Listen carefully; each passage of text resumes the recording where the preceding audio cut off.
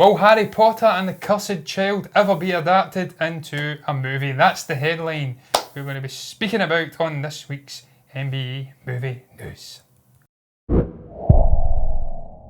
Well, that is the question, John. Will Albus Severus ever have his story told in the cinema? That's the question. And obviously, this has been on for a couple of years. I believe J.K. Rowling on social media has been back and forth with the fans, reassuring them that this is never going to happen.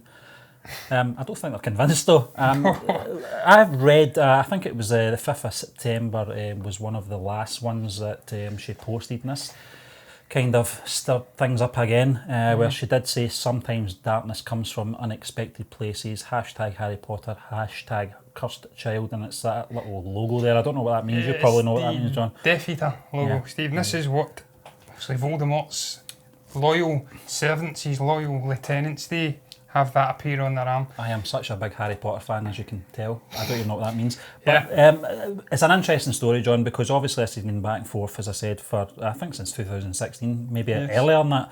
And what I got from this is a lot of people want this to happen.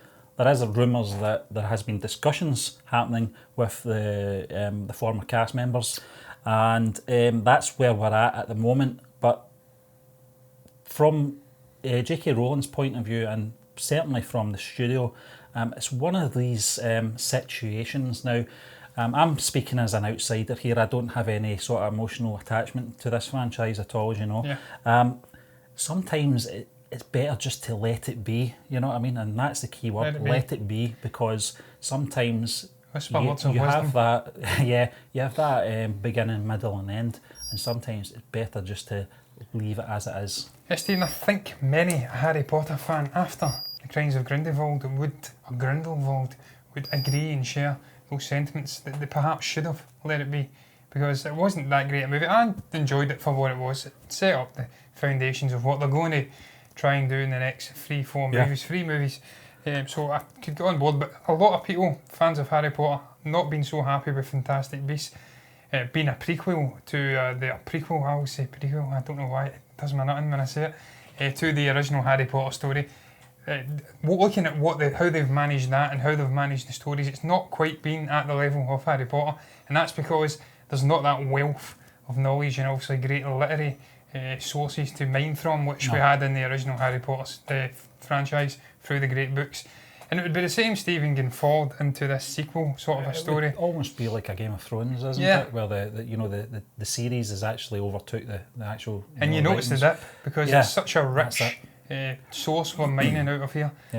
Great characters, and just you can expand it out and do different things, perhaps adapt it differently from the book. But when you've not got that book there in front of you and you've not got that wealth of information, the characters and whatnot, and you're just taking it straight from your noggin, it's a little bit harder to do. We've seen it with Benioff and Weiss, great writers. I think it's hard for the fans as well, because I don't know what the gap was between the books coming out and obviously the films releases. Wasn't that long. Maybe 2 years or so, I can't remember. I think it was 97 for the book, the first book, The Philosopher's Stone, and then it was 99. That would be about 4 years. Is that right? No, it was 2001, so it was quite a gap, 4 or 5 years, I'm talking crap. Probably for the first few, but obviously she had to be on her toes for the rest of them. But which is a good thing.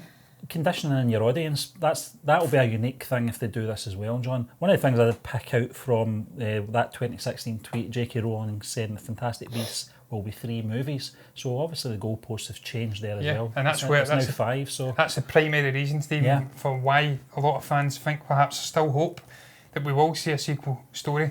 The fact that she does have a propensity for changing her mind. She says it would be a trilogy originally, expanded out to 5.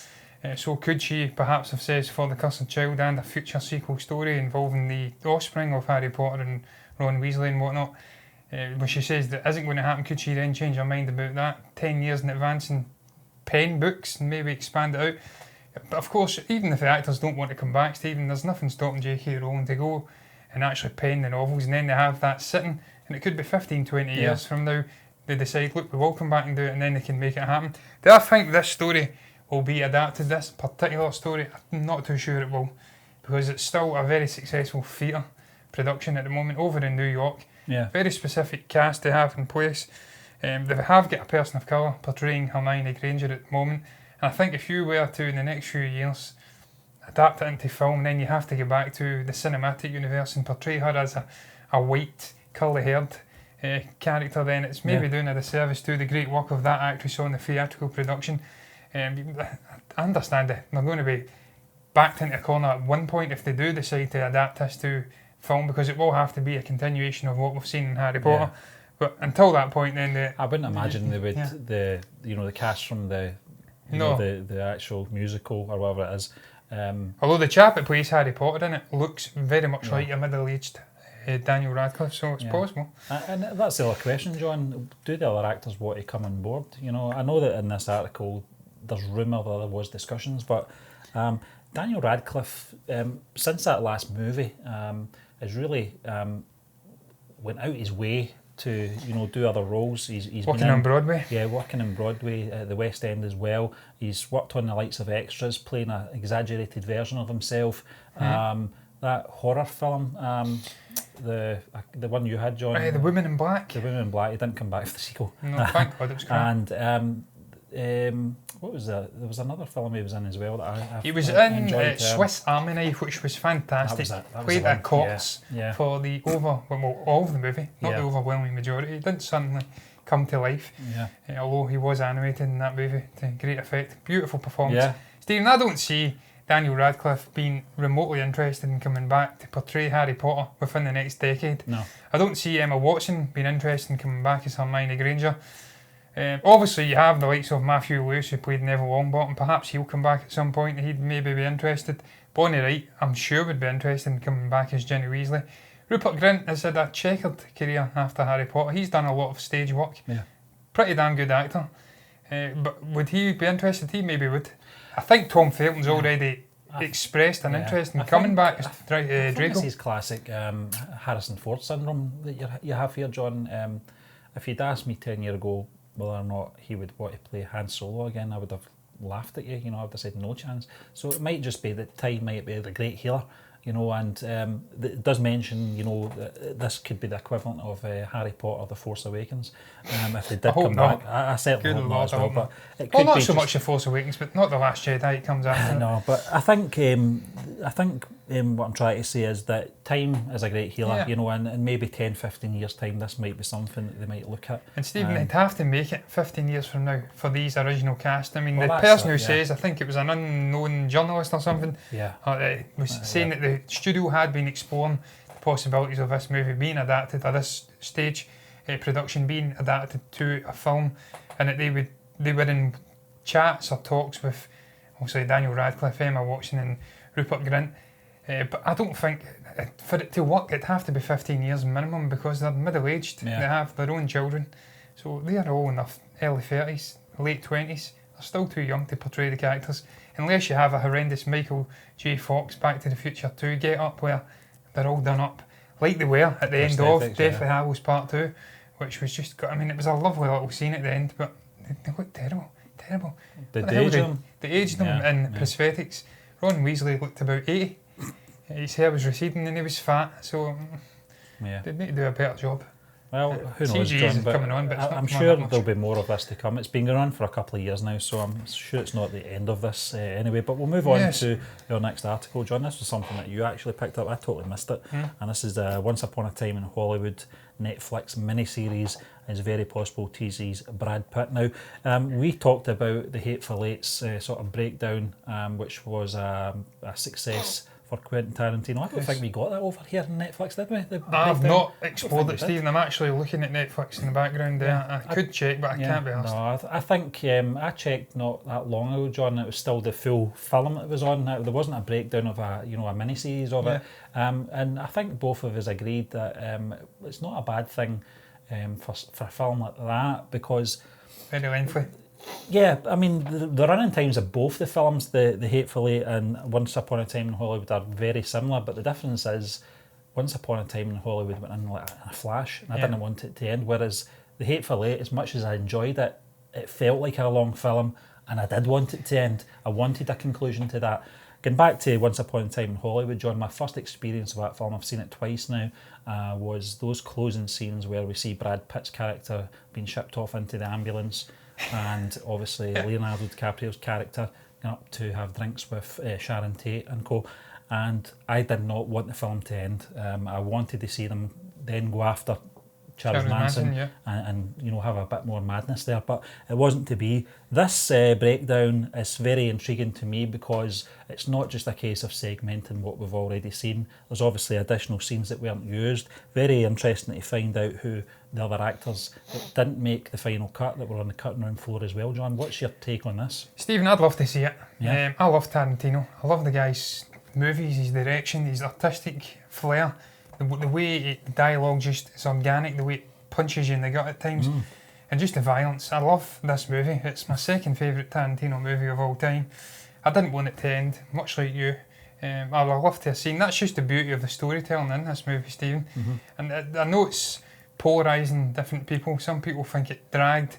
Some scenes were masturbatory from Tarantino, but I can understand that because he's transformed huge swathes off Hollywood Boulevard, and you want to get the full experience of that, putting that hard work in. So I didn't get that at all. I know some people felt it wasn't for them, they didn't get a story, but I was the complete opposite, Stephen.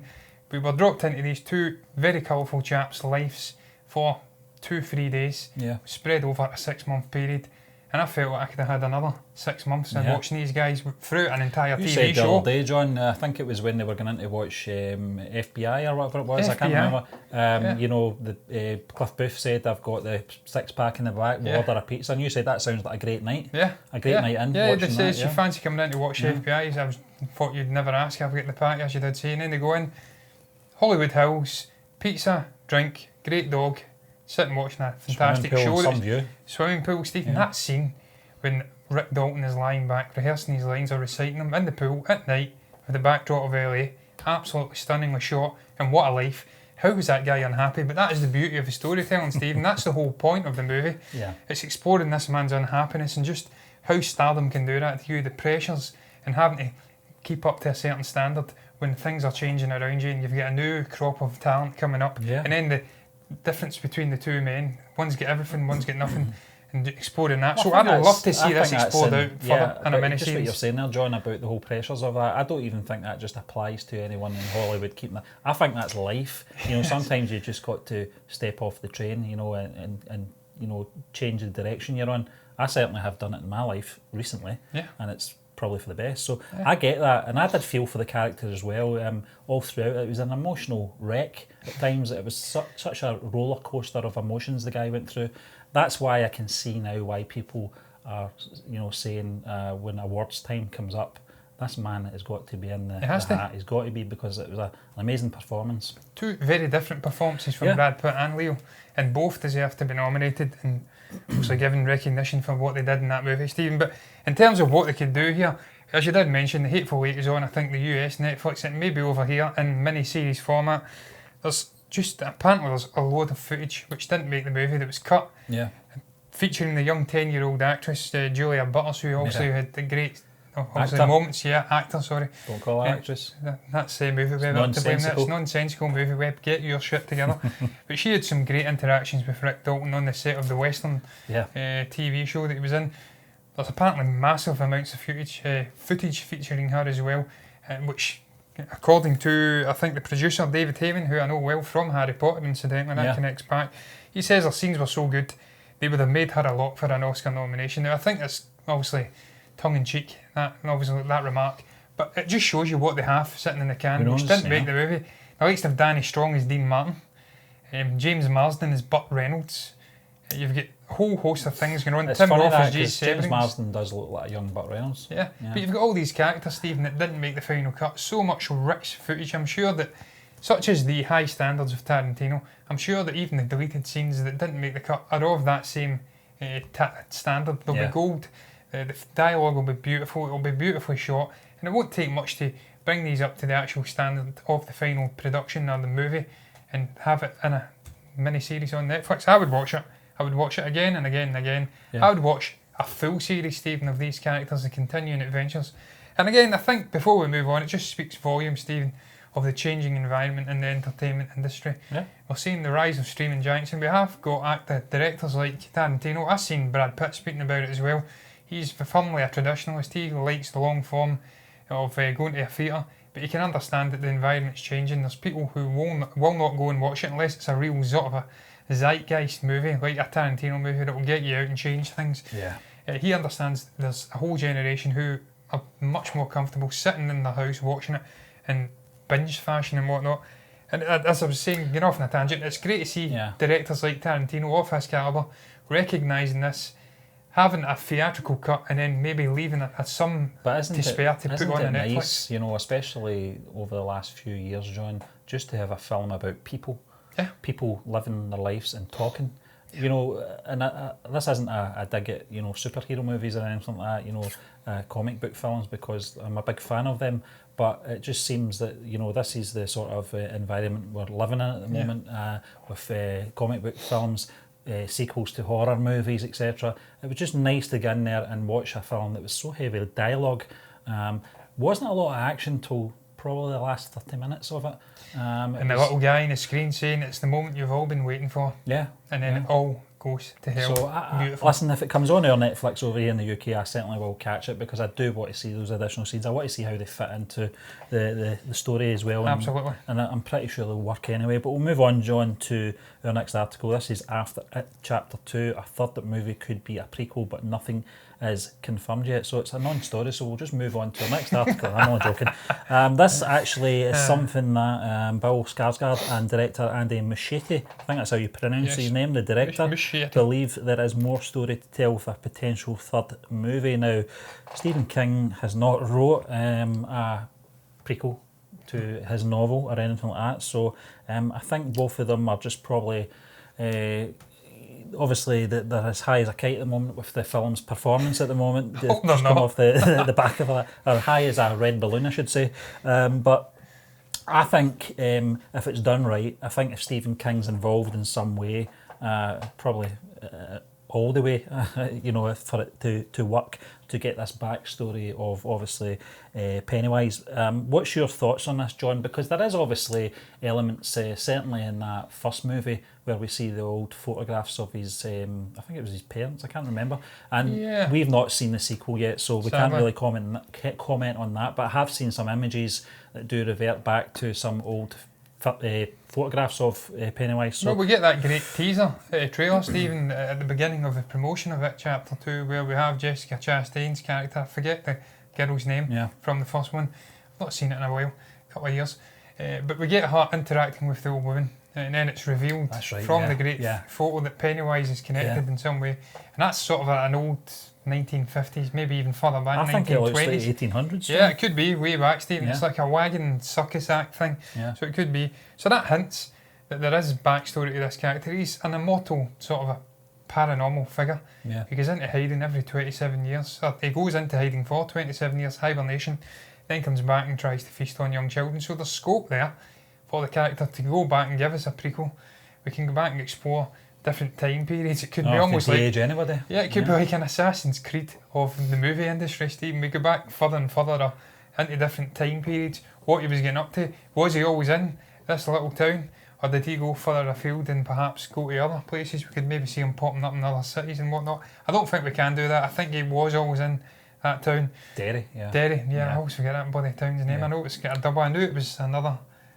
There's a place here outside Derry in Northern Ireland, but I couldn't remember. It doesn't matter. But there's scope there, Stephen. Anyway, that's what I'm saying. For him to the directors, the studio, whoever's involved, Bill Skarsgård in this case, he's well up for it, to go back and do this story if indeed they can convince Stephen King. Yeah, well, I think Stephen King's rolling his eyes. Yeah, rolling his eyes. Well, Stephen, I think what we'll see here is that it more than likely will happen at some point, because this movie's opened up to the second biggest horror opening of all time, and certainly I think second biggest in September as well. I assume that Stephen King does get a cut of these. Oh, he'll get a cut, so and that's what I'm saying, Stephen. He'll have the money rolling in. Motivate him, and that will motivate him to perhaps go and pen a novel, or maybe be involved in the treatment. Story. A treatment of the prequel sort of a setup, the general plot, and then we can have them, maybe either Stephen King or a group of writers come in and mine that great treatment. Surely the guy can fling it together. He did Doctor Sleep just 6 years ago, a sequel to The Shining. So it's possible, if he's involved, Stephen, and the story's there,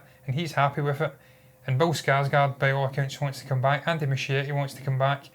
Apparently, Chapter 2 is slightly polarised and some people don't like it, but for the most part, people seem to be enjoying it. So I don't see why we don't get these guys back armed with Stephen King and do a prequel story. I'd love to see it. It's a great character. I think if you Bill Skarsgård on board, then why not utilise him? His crazy squint. Yeah, and those teeth. Yeah, anyway, we'll move on. And the singing and dancing act. Yeah, it's, I think it would work as well, John. I think if you get Stephen King involved, obviously, it might be a few years from now, though, before they even consider that. As I said, I think the director and the main actor are obviously, they've come off the success of that sequel. I'm talking about obviously box office numbers here, and they're obviously very delighted. Well, I'm intrigued to actually check, Stephen. Performing, John. Well, we talked about it the other day. It's I think. No, I mean the actual Rotten Tomatoes score. Yeah, how it's doing in terms of critical response. I'd be very intrigued. I'm going to quickly fire that up if you want to keep. Yeah, I'll just distracted. On. Yeah, listen. I would be very much on board with this. I think the setting as well. I think if they were setting us back maybe the turn of the century or the 20th century, whenever it may have been, John, I think that adds a creepiness to it as well. That sort it's of black and white. Yeah, if you make it black and white, that would be beautiful. They could make it black and white if they want. It would be something different. But what I mean by that is that you're taking the main character, back to his sort of time. Where it all began. Well, I assume that's where they would be taking it. 64%, Stephen. Critical response. It is rated fresh. Yeah. Just. Yeah. 298 reviews counted. 80% rating from the audience from nearly 15,000 views ratings. So again, polarising. Critics not completely on board, but for the most part rating it fresh. Yeah. The audience can't get enough of it. So it's a success. Box office success. Yeah. Audience can't get enough of it. The two primary figures in the first two movies want to be involved again. Stephen King, if you can get him on board, producer treatment, why not? Yep, exactly. Why not? Here's one why, and that is Face Off Reboot in development at Paramount, John. Now, I think it's fair to say that both of us were big fans of the 1997, I think it came out, was it? I think it was, yeah. It was that far back, 22 years ago. I remember when it came out. I thought it was amazing. Not because of the concept of the film, but because Nicolas Cage was amazing in it, John Travolta was amazing in it, and both of them facing off against each other was the best thing to happen in the movie. All the elements that I just described involved John Travolta and Nicolas Cage, I'm afraid. This and John Woo. And John Woo as well. I've got nothing to do with this, so why he's doing it? Why are they doing it, Stephen, indeed? Because clearly Hollywood doesn't have an original thought in its head. They want to keep going back and rejuvenating quasi-sequels and rebooting franchises which are long dead. Rebooting stories which were great standalone stories, very much of their time. Stephen, I've seen Dan Murrell from Screen Junkies tweet out about this, and he nailed it. I'm paraphrasing massively here because I don't have the tweet in front of me, but he says that it was lightning in a bottle. It was very much the perfect decade for the movie. It was like the coke-fueled adrenaline of the 80s mixed with the noughties, and it was just in the perfect era with the perfect actors and the perfect director. You can't recapture that again. It's impossible. No. It's like trying to reboot Back to the Future. These movies are firmly of their time, firmly. You can't do it. You can't do it in this era. It would be neutered to such an extent, but it wouldn't work. And it wouldn't surprise me, Stephen, if they try to do an all-female cast like they did with Ghostbusters, and it just flippity flops on its arse. Yeah.